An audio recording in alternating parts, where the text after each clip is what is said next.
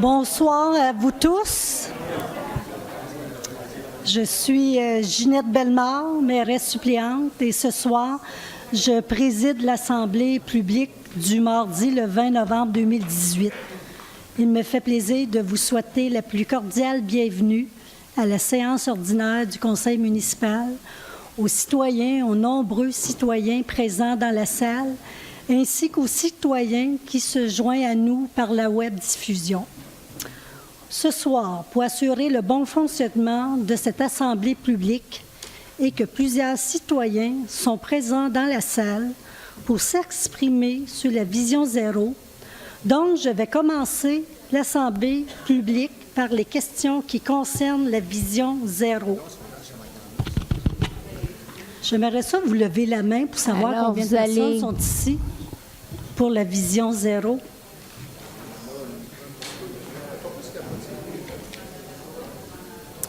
Madame Bellemare, est-ce que vous donnez l'opportunité à tous ces gens d'intervenir ou seulement quelques-unes de ces personnes? À toutes les personnes qui veulent intervenir. Je vais continuer mon petit préambule, Yolande, et je vais te faire signe quand on va commencer à prendre leur nom. Ce soir, je tiens à vous exprimer, au nom de l'ensemble du Conseil municipal, notre surprise quant au débat qu'a provoqué la vision zéro. Nous ne nous attendions pas à un tel mouvement.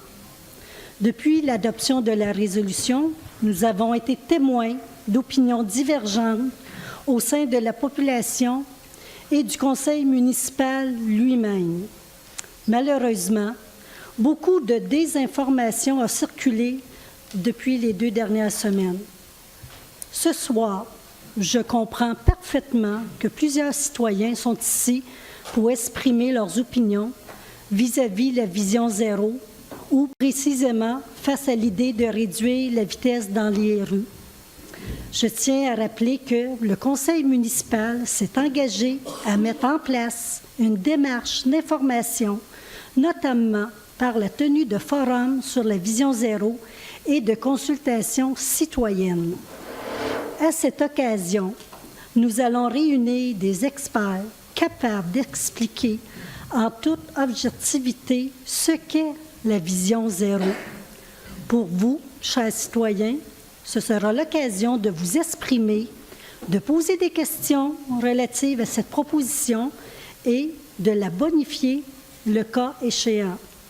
Vous tous y serez invités en début de l'année 2019 pour être tenus au courant des séances d'information et de consultation à venir au début de l'année 2019. Je vous invite à aller sur le site Internet de la Ville à vision0v3r.net.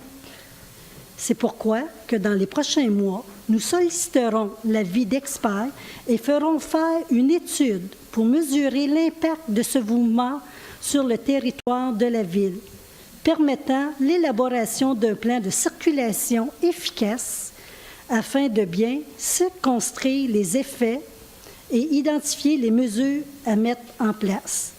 Ce soir, pour assurer le bon déroulement de la période de questions en lien avec la vision zéro, je vous demande de vous adresser à moi en tant que présidente de l'Assemblée.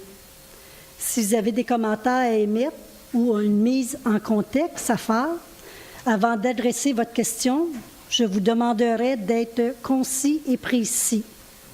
En lien aussi avec les commentaires que vous allez émettre, si celui-ci m'apparaît incomplète ou inexact, je vais inviter M.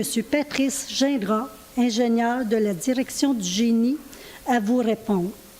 Autrement, vous seriez invité à vous présenter à la séance d'information en début de l'année 2019, dont l'objectif est précisément de vous donner toute l'information nécessaire et de vous entendre. Donc, ce soir, avant de poser votre question, Maître Tremblay prendra tous les noms des citoyens qui demandent la parole et ensuite, on vous appellera pour vous présenter au micro et vous allez avoir l'occasion de poser votre question concernant la vision zéro. Maître Tremblay, je vous invite à commencer. Madame, j'aimerais tout départ, avant de commencer la réunion, je veux faire des excuses publiques à M. Lévesque pour des propos que j'ai tenus sur ma page Facebook.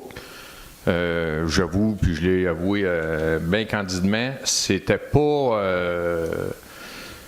délicat, c'était inapproprié.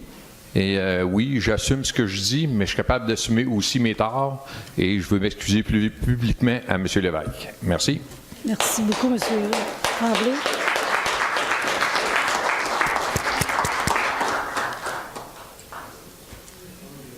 Alors, on va commencer. Vous pouvez lever votre main. Je vais y aller étage par étage. Donc, ici, pour la première rangée, surtout juste pour la vision 0 pour tout de suite. Pour les autres, ça ira après la séance. On prendra les noms un petit peu plus tard. Donc, qui sont pour la vision 0? S'il y en a qui... C'est quoi le site? Je vais prendre votre nom avant, monsieur. Sylvain Lacroix. Vous allez attendre un petit peu, juste le temps que je prenne les noms de tout le monde qui veulent intervenir. Est-ce qu'il y a quelqu'un d'autre qui veut intervenir? Monsieur?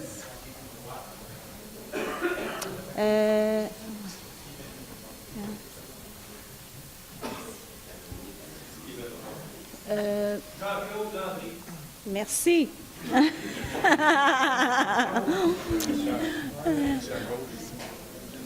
Monsieur?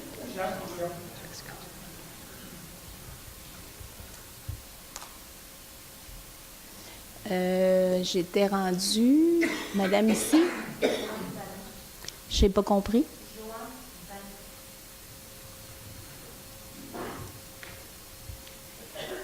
Madame ici? Toujours pour la vision 0. Madame en arrière?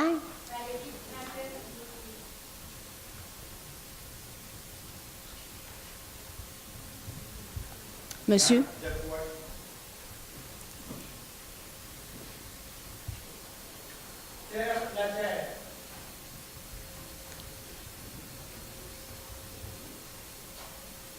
Oui, Madame la greffière. Roger Bergeron.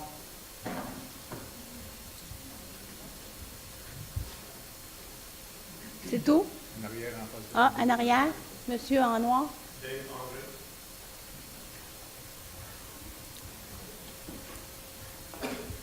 Monsieur?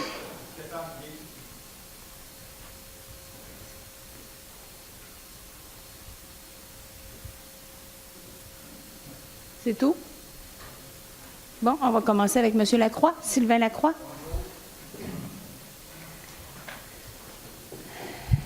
Alors, bonsoir tout le monde.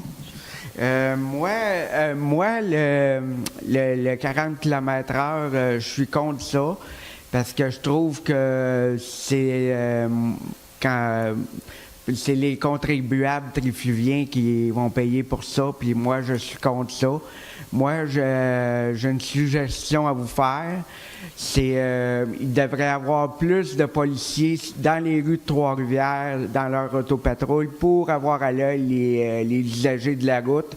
Puis deuxièmement, mettre des radars photos fixes ou mobiles à certaines intersections pour dans le Grand Trois-Rivières pour vérifier puis photographier ceux qui roulent trop vite, mettons, au-dessus de la limite de 50 km/h ou qui brûlent un feu rouge. C'est ça mon opinion. Bien, je vous remercie beaucoup, M. Lacroix. Dans les mesures d'apaisement, vous avez énuméré des suggestions et c'est inclus dans la vision 0. C'est des avenues qu'on regarde. On allait avec M. Steven Cullen-Roy.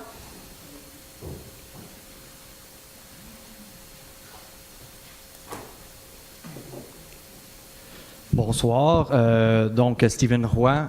Moi, je voulais juste intervenir parce que, effectivement, moi aussi, je suis un peu surpris de la tournure des événements.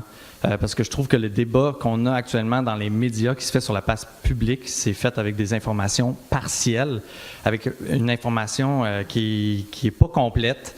Je crois que tout ce débat-là qu'on est en train de voir en ce moment sur la vision 0 découle d'un manque de communication au niveau de la ville. Puis je pense que ça témoigne du fait qu'il y a un manque de direction des communications à la ville de Trois-Rivières. Je trouve que on voit toujours M. Yvan Toutant, mais on le sait maintenant depuis la campagne électorale municipale en 2017 que M. Yvan Toutant, c'est le porte-parole du cabinet du maire. Je ne dis pas qu'il n'a pas son mot à dire, mais il faut une direction des communications pour transmettre les messages de la ville. Donc, je me réjouis que vous allez faire une campagne d'information, qu'en janvier, ça va se faire. Comme ça, on va avoir l'heure juste et le débat va se faire sereinement. Donc, merci. Merci beaucoup de votre commentaire. Je vous informe ce soir aussi que le service des communications avec des élus travaille présentement à un plan de communication afin de bien vous renseigner. Nous allons avoir aussi, je vous invite à consulter la page de vision0.v3r.net, la page du site Internet. Bientôt, il va y avoir dans cette page une foire aux questions. Vous allez être capable de voir vos questions. Vous allez avoir des réponses à vos questions aussi.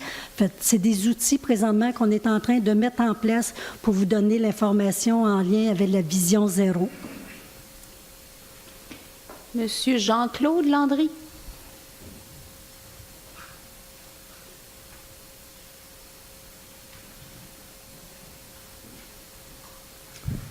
Bonsoir, Madame la mairesse suppléante. Je viens ici pour que vous disiez à vos collègues à quel point moi je suis content que le conseil municipal a pris une orientation claire par rapport à protéger les piétons, faire passer le citoyen puis le piéton avant l'automobile. Ça m'étonne. Je suis très étonné également du fait qu'il y a ce débat-là sur une question qui est carrément une question de santé publique. Et je suis très étonné aussi qu'on appelle à consulter sur une question aussi fondamentale, alors que dans d'autres situations, le port de la ceinture de sécurité, le 30 km dans les zones scolaires, le téléphone au volant, il n'y a jamais personne qui a pensé faire une consultation là-dessus. C'est une question de santé publique et de bien commun et de sécurité des citoyens. Alors moi, j'invite le Conseil à maintenir sa position, à faire de l'information, à faire de la consultation. Et je m'étonne qu'on nous dise qu'il faut faire une consultation pour savoir si on veut être consulté. Ça, une consultation pour savoir si on veut être consulté, c'est du gaspillage d'argent public. Alors, je vous invite à procéder tel que prévu. Merci. Merci beaucoup, M. Landry.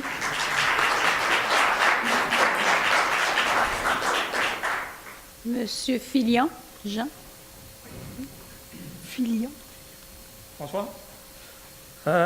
Bonsoir, Madame la mairesse, tous les conseillers. C'est la première fois en passant que je viens à l'hôtel de ville, fait que je n'étais pas trop sûr. Bienvenue. Mon nom est Jean Filion. Je suis retraité militaire depuis plus de 30 ans de service. Je suis natif de Trois-Rivières. Et après ma retraite, on a décidé de revenir à Trois-Rivières pour continuer notre vie. J'ai 4 enfants, 4 grands-enfants et un petit-fils. J'ai décidé de venir ici à cause de plusieurs raisons, qualité de vie, bien entendu. Et ce qui m'a touché, c'est dernièrement par rapport à Vision 0. Je ne suis pas ici pour faire de la politique, aucunement. Je ne prends pas pour aucun conseiller, je suis juste là comme simple citoyen. Mais je me sens concerné par rapport au débat de la vie par rapport à la Vision 0. J'ai écouté ce qu'ils disaient, soit aussi bien écrit qu'au niveau de la radio. J'ai fait mes recherches, j'ai regardé un peu ce qu'ils disaient, puis je trouve que c'est une belle vision que la ville a là par rapport à tout ça. J'ai lu ce qui se faisait dans d'autres villes, dans d'autres provinces. J'ai voyagé personnellement ailleurs du Canada. Et il y a déjà quand même d'autres pays qui ont fait ça. On dit souvent que nous autres, les vieux, les baby boomers, qu'on va laisser juste des problèmes aux futures générations, puis qu'on ne les écoute jamais. Bien, on parle toujours des jeunes familles, des enfants. Bien, moi, je trouve que c'est une bonne écoute que vous avez en ce moment. Et on prépare l'avenir pour la ville, pour les futures générations. Vitesse. On pourrait en parler longtemps. Personnellement, je reste dans le secteur Châteaudun. J'ai eu des discussions avec mon conseiller l'année passée, parce que je suis arrivé ici l'année passée.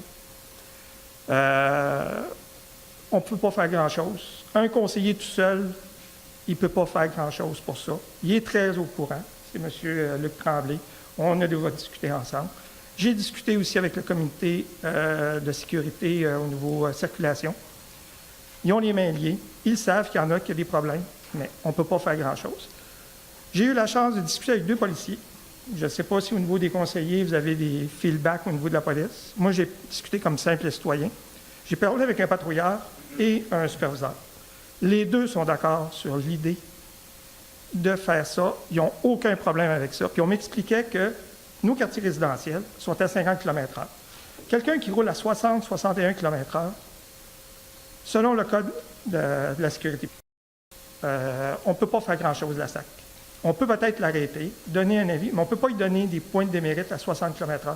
10 km et moins, il n'y a rien à faire avec ça. Or, si on parle à 40 km/h, il dit les policiers auraient plus de latitude à ce niveau-là. Puis, j'ai 2 de mes amis qui sont code bleu, qui travaillent à la ville, 40 heures semaine, qui sont toujours sur la route, des amis d'enfance que j'ai. Ils sont tout à fait d'accord. Ils voient le monde, comment ça circule. Ils sont très conscients de ça. On parle de tourisme, on parle de génération, on parle d'embauche, d'immigrants. Le message qu'on envoie pour les prochaines générations, c'est que Trois-Rivières se positionne comme une ville sécuritaire, comme une ville qui s'occupe de ses citoyens, mais de ses jeunes familles aussi, de ses personnes âgées. Je suis retraité, je marche, je jase avec du monde, je suis quelqu'un de sociable, il y en a qui me connaissent. J'ai aucun problème avec ça, personnellement. Puis il y a une chose qu'il ne faut pas oublier. On entend, il y en a qui sont pour, il y en a qui sont contre. C'est correct, c'est ça de la démocratie, puis il faut en discuter, c'est normal. Mais la majorité, on parle des enfants, on parle des jeunes familles qui travaillent 40 heures semaine, les personnes âgées, ils ne sont pas sur Facebook, ils ne sont pas sur les médias sociaux. Puis c'est la majorité, mais on ne les entend jamais. Puis vous ne les entendrez pas, eux autres. Le monde a voté pour vous autres, pour que vous preniez des décisions pour nous représenter, pour faire avancer la ville pour le futur. Mais vous avez une opportunité d'avancer comme ville et de laisser des traces pour les prochaines générations. Juste ouvrir une parenthèse. Communication, je suis tout à fait d'accord avec le monde qui ont parlé avant. Il y a un sérieux problème de communication à la ville parce qu'on ne devra pas être tous ici puis parler de ça. Il y a soit qu'on devrait former des comités conseillers citoyens, ça pourrait être, puis discuter de ça, et à la limite faire venir des personnes qui l'ont vécu, que ce soit à Montréal. Je sais que Edmonton sont là-dedans, il y a Portland aux États-Unis, puis j'ai juste commencé à faire des recherches, puis je vais trouver d'autres villes un peu partout en Amérique. Et dernière chose, oui. À 18h, la majorité du monde va peut-être manquer, mais à 18h au TVA, à Sherbrooke, TVA Sherbrooke, ils vivent un peu la même situation par rapport à la vitesse puis à cette vision-là, parce que j'ai de la famille qui vit à Sherbrooke, puis il y a beaucoup d'autres villes qui regardent ce qui se passe ici en ce moment, pour leur donner une idée, parce que le problème, il n'y a rien qu'à Trois-Rivières, il ne faut pas se compter de menterie. Là. Puis à la Sherbrooke, ce qu'ils ont fait, c'est qu'il y a des enfants de 5e année, et c'est dans le TVA d'aujourd'hui, qui sont sortis avec leurs professeurs, avec un gun à vitesse, pour sensibiliser le monde. Ça ne s'est pas fait aujourd'hui, parce que ça s'est fait peut-être hier, avant-hier, je ne pourrais pas vous dire. Et ils ont sorti des statistiques et c'était présenté à la ville, aux conseillers, aux maires. Ils sont arrivés avec 65 % de la population du monde qu'on parle sur les routes qui ne respecte pas la vitesse. Fait que la ville de Sherbrooke est aussi au courant, comme je vous dis. C'est une ville qui ressemble un peu à ici, au niveau population, tout ça. Et il faut regarder plus loin. Il faut avoir une vision plus loin. Puis la sécurité, bien, je pense qu'on est tous pour ça, pour nos enfants. Et des meilleurs trottoirs, des pistes cyclables. Tout le monde va s'en sortir là-dedans. Toutes les générations, la santé, on va tous s'en sortir. Fait que je pense que c'est un plus. Il faut juste bien faire les choses. Puis, comme j'avais avisé M. Tremblay, puis Mme Mercure aussi, moi, je suis disponible, je suis retraité. Si vous voulez former des comités, qu'on puisse discuter, trouver des solutions pour que tout le monde soit heureux, bien, je suis là pour ça. Merci beaucoup de m'avoir écouté. Si vous avez des questions... Merci beaucoup, M. Filion.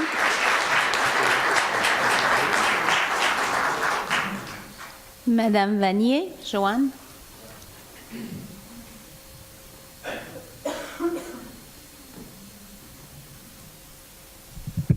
Bonjour. Moi, j'aimerais savoir, comme premier point, d'où ça vient, cette idée-là. Y a-t-il une hausse d'accidents quelque part? Y est-il arrivé quelque chose? Ça sort de où, ça? Ça nous tombe dessus. Il n'y a personne qui est consulté, puis tout d'un coup, on change tout. Pas personne qui a été consulté. C'est important, la consultation. C'est nous autres qui payons les taxes.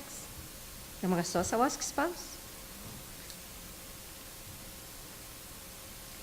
En part de novembre, ça, en novembre dernier, Mme Vallée, on a passé le conseil municipal l'intention de s'en aller vers une vision zéro. Au niveau de la consultation, nous sommes en train, comme tout à l'heure je disais, on est en train de préparer un plan de communication pour justement être capable de faire des forums de consultation et aussi des séances d'information et des consultations publiques avec nos citoyens. Fait que d'ici au début de l'année, février 2019, il y a des moyens qui vont être mis en place pour justement bien renseigner nos citoyens. Et ça va se faire à la suite des recherches sur les coûts, sur les études, sur toutes sortes de choses comme ça. Je vais laisser M. Patrice Gindra. Avant, j'aimerais ça savoir comment ça va coûter, ces recherches puis ces études-là aussi. Okay. Puis, après la consultation des études et tout ça, est-ce qu'il va y avoir un référendum à savoir si la population est intéressée ou non, ou c'est déjà décidé d'avance que ça va être ça qui va être mis en place, il va falloir vivre avec? Est-ce qu'il va y avoir un référendum ou non? C'est tout.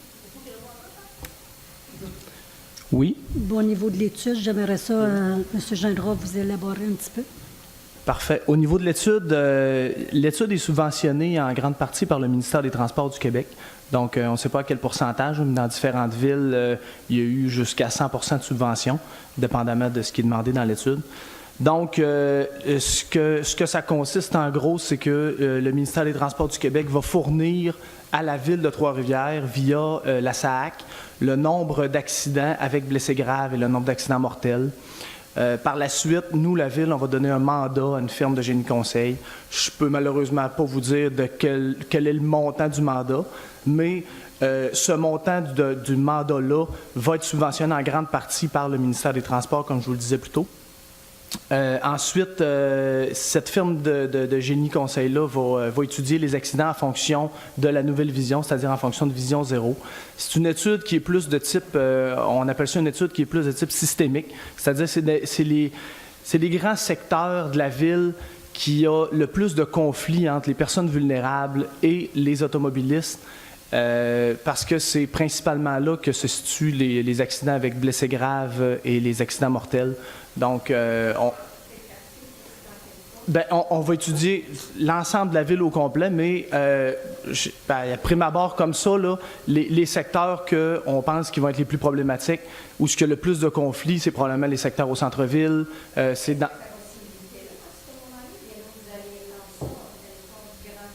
Ça va être au territoire du Grand Trois-Rivières, mais comme je vous dis, c'est des zones particulières où il y a plus de potentiel de conflit entre les personnes vulnérables, c'est-à-dire les personnes à mobilité réduite, les personnes en vélo et les automobiles.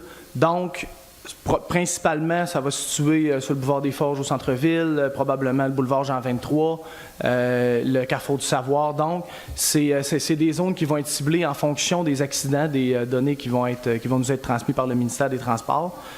Par la suite, une fois qu'on va regarder la ville à grande échelle, la firme de génie conseil va nous proposer des solutions, des scénarios qui cadrent dans la vision zéro. Ils n'iront pas de façon pointue, c'est-à-dire telle intersection, vous devriez faire telle affaire, mais ils vont y aller plus sur une route, exemple, à 4 voies. De quelle façon on peut aménager une route à 4 voies pour cadrer dans la vision zéro et diminuer le risque potentiel d'accident mortel ou de blessés graves sur ces tronçons-là dans les secteurs problématiques. Donc, cette étude-là, au niveau des délais de l'échéancier, il faut attendre l'obtention de la subvention du ministère des Transports, qui peut prendre quelques semaines à quelques mois.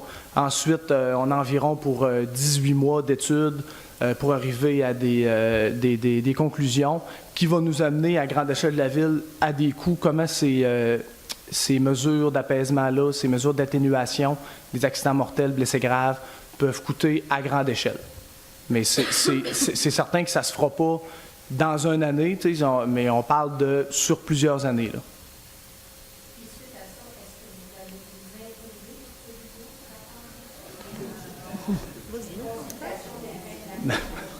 Moi, je n'imposerai rien personnellement.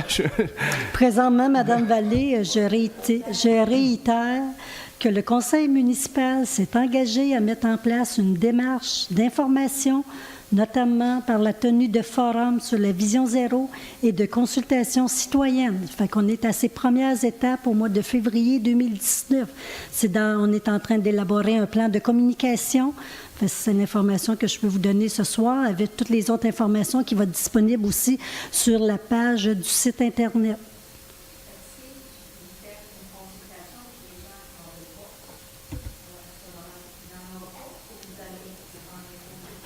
Les citoyens vont avoir l'occasion de venir au forum d'information et à la consultation citoyenne. Vous allez avoir l'occasion d'émettre votre commentaire. Merci. Madame Véronique Houle.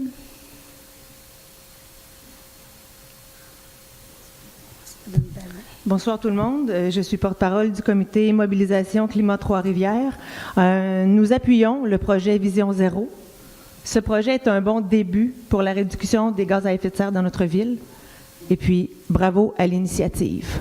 Espérons qu'il va y en avoir beaucoup d'autres en ce sens. Merci beaucoup, Madame Houle.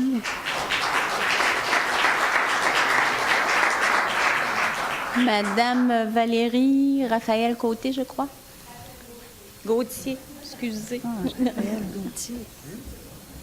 Madame Gauthier, Raphaël.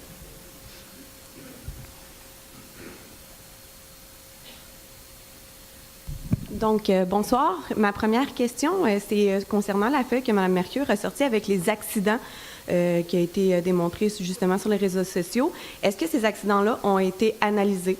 Est-ce que ces accidents-là ont été faits justement avec des piétons qui ont traversé à des passages piétonniers?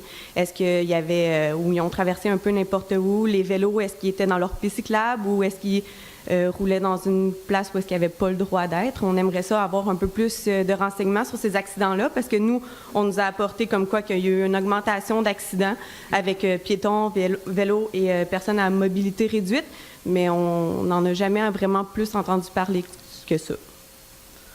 Monsieur Gindra, est-ce que vous allez répondre à cette question?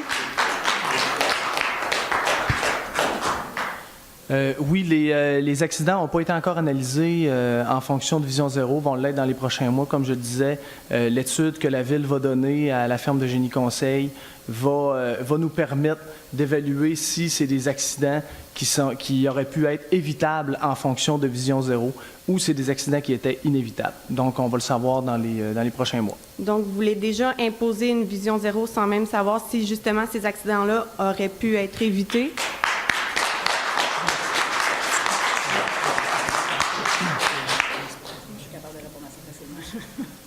Moi, je vous dirais que c'est pas moi comme fonctionnaire qui impose une Vision Zéro, mais je pense que je peux laisser la parole à Mme Delmar. Présentement, le conseil municipal a adopté une résolution il y a 15 jours de mettre l'intention de mettre en place les mesures pour une Vision Zéro.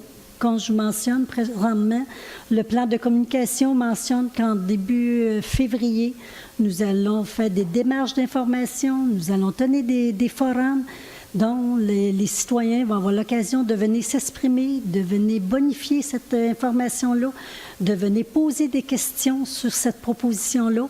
Et je vous rappelle aussi concernant la page du site Internet, il va y avoir de plus en plus d'informations disponibles pour les citoyens.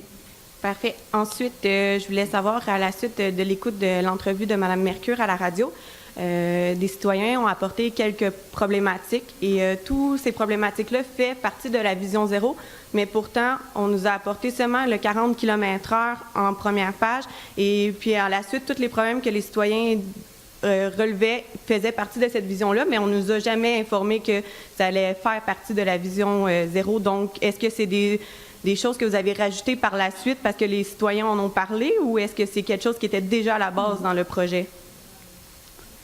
Monsieur Gindra, est-ce que... Non. Est-ce que vous pouvez poser votre question? Oui. Vas-y, Marianique. Bien, dans le fond, déjà, la première question, là, est-ce que ces accidents-là sont démontrés si, par exemple, quelqu'un a traversé à une intersection, pas une intersection, mais entre deux passages pour piétons, par exemple, puis qui était dans le port? Vision Zéro, il n'essaye pas de modifier les comportements comme priorité. Là. Présentement, c'est notre vision actuelle, puis je comprends très bien que les gens ne comprennent pas nécessairement où est-ce qu'on s'en va parce qu'on demande carrément de changer de vision. Présentement, la perception qu'on a, c'est s'il y a un comportement fautif, si quelqu'un texte au volant, si quelqu'un traverse n'importe où, ben c'était inévitable. Vision 0, elle prend l'approche inverse. Elle ne va pas parler comportement en se disant tout ce qu'on peut faire, c'est de l'éducation, de la coercition. Elle prend l'approche inverse parce que ça a été démontré que ça fonctionnait très peu, que les progrès étaient limités en termes de vie sauvée. Fait que ce que Vision 0 dit, c'est quelle infrastructure est-ce qu'on aurait pu déployer pour éviter cet accident-là? Bien, les baisses de limite de vitesse, là, ça en fait partie. Là, c'est à la base de ça. Là. Si on texte au volant à 30 km/h ou à 50 km/h, puis qu'on frappe quelqu'un, les chances de survie sont meilleures. Bien, pour quelqu'un qui va traverser entre deux passages piétonniers, bien, c'est peut-être parce qu'il y avait besoin d'une infrastructure pour traverser là-bas. Peut-être que les gens ont besoin de davantage d'infrastructures sécurisées. Fait que c'était pour la première partie. Là, en tout cas... Fait que, dans le fond, ils ne vont pas nécessairement analyser est-ce que la personne était fautive dans son accident, autant que quel design de rue est-ce qu'on pourrait faire pour que les fautes commises par les erreurs, par les humains, ne leur enlèvent plus la vie. C'est la base de Vision 0. Là. Votre autre question... oui, c'est ça. Dans la résolution, il y avait vraiment, effectivement, beaucoup d'autres choses. Là. On parlait de passage piéton dans les zones scolaires. On parlait d'un paquet d'affaires. On parlait de photoradar. On parlait d'un paquet d'affaires. Puis on n'a pas fait la liste exhaustive, là, mais effectivement, Vision 0 amène beaucoup de... La plupart des commentaires que les gens m'ont donnés, pourquoi est-ce qu'on ne fait pas ça à la place? Pourquoi est-ce qu'on ne va pas sécuriser les zones scolaires? Mais oui, ça fait effectivement partie de l'approche. C'est une approche qui va aller regarder où est-ce qu'il y a le plus d'accidents puis le plus de morts, comme M. Gingras l'exprimait, et qui va dire, bien, voici la solution qui est démontrée comme efficace à cet endroit-là, déployons-la. Je ne sais pas si c'est plus clair. Là. Ce soir, je vous rappelle que je vais prendre vos commentaires, quelques questions, mais on n'est pas ici pour commencer à expliquer la Vision 0. On est ici pour vous informer que les prochaines étapes qui s'en viennent en janvier-février 2019, c'est concernant la mise en place avec un plan de communication au niveau des démarches d'information, justement avec la tenue de forum qui va vous expliquer au niveau sur la Vision 0 et vous allez avoir l'occasion, les citoyens, de venir vous exprimer. Parfait. Alors, je vais garder mes prochaines questions pour la prochaine rencontre. C'est très bien, Madame, merci. juste vous mentionnez aussi que sur le web, le procès-verbal de la dernière séance est sur le web et vous pouvez retrouver la résolution Vision 0. Maintenant, c'est M. Defoy, Jean. Oui.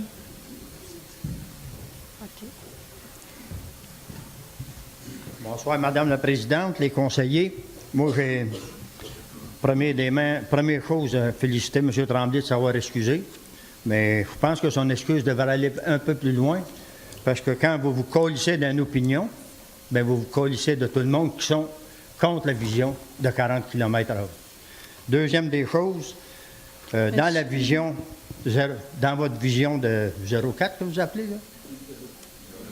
Vision 0. Juste une petite aparté, monsieur. Juste vous mentionner qu'il faut que les propos soient respectueux. Si vous... J'ai été respectueux? J'espère, là, je fais juste vous avertir. Okay. Sinon, on va être obligé de mettre fin à l'intervention. Merci. Beau. Est-ce que c'est possible de continuer votre préambule et arriver à dans la question? Vision 0, j'aimerais recommander qu'on pense aux vélos qui se promènent dans les tempêtes comme ce soir. Descendre de la côte des Deux-Fesses, que je ne sais pas le nom de la rue, Plouf, bien, j'ai frappé un vélo ce soir. Puis j'ai voulu appeler la police, puis le gars a disparu. Je pense que c'est très inadéquat de permettre la circulation en vélo par des temps comme ce soir. Dans la Vision 0, là, ça devrait être une très grande priorité. Mon autre intervention, c'est que je suis un chauffeur d'autobus scolaire, puis j'aimerais que vous vous penchiez sur le problème de mettre à 40 km dans les quartiers résidentiels. À l'heure actuelle, le premier enfant qui embarque dans l'autobus, c'est à 7h moins quart. J'ai 3 arrêts, Carena, CMI et Val-Marie. Pour arriver à Val-Marie, là, même à soir, j'arrive en retard. Ça veut dire qu'à 40 km, là, il va falloir embarquer les enfants à 6h15. Je pense qu'il n'y a pas grands-parents qui sont d'accord. Je pense qu'il faut que vous réfléchissiez à ça assez profondément. Vous avez mis un reportage dans le Nouvelliste montrant les accidents dans la ville de Trois-Rivières. J'aimerais savoir depuis combien de temps que ces photos-là, où l'étude a été faite, le premier accident, ça a eu lieu en 1940, bien, je pense qu'elle est plus bien applicable. De mon point de vue à moi. Monsieur Gingras, est-ce que vous avez les informations concernant C'est des statistiques que le directeur de police nous a fournies et il va nous fournir aussi des éléments complémentaires. 2016? 2005? OK. Hier, à Carena, il y avait un policier qui fait une étude de circulation. On est 3 chauffeurs d'autobus. On lui a posé la question. Je n'ai pas donné son nom ici à soir, mais je l'ai en note. On lui a posé la question à ce policier-là, qui fait une étude de trafic, qui fait une étude de circulation et de sécurité. Il est complètement contre ça. Il a dit c'est inapproprié et c'est pas acceptable. Ça ne changera absolument rien. Merci beaucoup. Merci de votre commentaire.